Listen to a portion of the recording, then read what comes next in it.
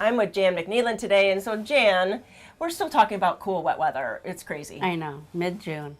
Mid-June. It's nice to be in a greenhouse because it's actually warm and dry, and I see all your vegetables, so... Well, they're not all there. I did put some in. I put Excellent. the tomatillos in, I put some of the tomatoes in, and I was doing it and pouring down rain and decided that I was cold and wet to the bone and stopped. But then I went out the next day to see if the rain like knocked over everything I tried to plant. Yeah. But so far so good. But it's a crazy year. So be patient, but you can still put them in. Don't worry, you can still there's put them in. starts, you know, there's lettuce starts and cucumber starts and whatever.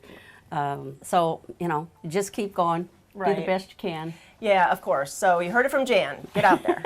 And then what about strawberries? Everybody loves strawberries, and they're late or they're not here. So Well, some places are doing fine with their strawberries. So find somebody who's got a lot of strawberries and go for that. Because right now, mine are usually, by the time you see the first bloom, it's about 21 days before you have fruit, ripe fruit. But then this year, it's not like that at all. Right.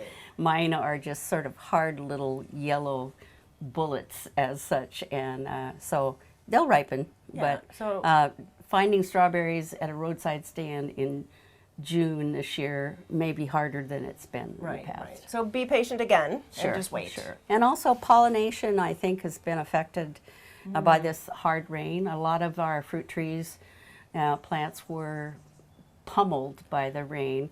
So we may have less pollination. I have Asian pears and apples, and they're doing okay, but don't be surprised. And then also, June is the time normally that we have a June drop with apples if they're not pollinated. You just open them up and see if there's any seeds in the chamber, and if there aren't, then the reason it dropped is because it's not pollinated. So it's nothing that you did. Nope. It's really, that's the whole biology of a fruit Yep, tree. Yep, Definitely. Actually, yeah. And also, we might want to look at the lemon Let's go again. outside. Come on, the sun's out for a minute. We need to go outside. Let's do it.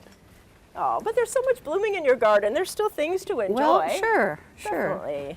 All I right. was so going to pick a bouquet, and then it was raining so hard, I thought, well, not drying off. Well, you saw this last month. It was pretty sad. It pretty looks sad, nice. but it's, you know, I've been fertilizing like crazy and put it outside and said, go for it. Yeah, and the Good insects, luck. you look like you've done something with the insects, so it's doing fine. Well, haven't done anything. I Oh. just pruned it back and fertilized it, so here it is. So Jan, remind us who is the original owner of this lemon tree. Sally Nowak from Seal Rock. Seal Rock, Oregon, south of Newport. Tried to get rid of this bug-eaten lemon that I'm not ever going to let her forget. And you've enjoyed it all these years. We've enjoyed its notoriety. There we go. Thank you, Sally and Michael, for the lemon. And then I brought the datura out of the greenhouse, Oh, and it's happy. it had about 40 blooms on it over the winter, which is crazy. But now it's kind of turning yellow, and I'll fertilize again, and then it'll bloom like crazy. Excellent. Hey Jan, Ryan is holding a leaf, and so could you tell us what that is? It's a rhubarb leaf. Get out, it's huge. I know, the stalks on it are like 2 inches around or across, and all I do for the rhubarb, it's in one raised bed, and I put on ammonia sulfate sprinkle, and it's just like putting a big bag of manure on it. It's just a lot of nitrogen, and that's all. You're not looking for flowers, you just want the fruit. So there you have it. You can make bird baths and all sorts of other stuff. And rhubarb pie. And rhubarb. Or rhubarb cake. And rhubarb cake. Yeah.